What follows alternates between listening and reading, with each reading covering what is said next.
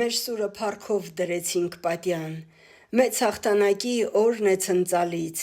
պարտվեց մահաշունչ ոսոխը դաժան, երգեր են հորդում զվարթ սրտերից։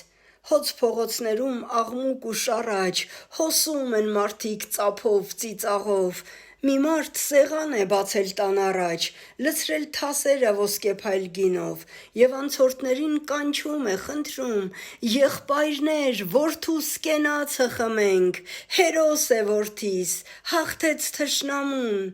ձեր որդիների կենացն էլ խմենք»։ Խմում են խինդով, ցնծում երջանիկ և զարկում նորից գավաթներն իրար։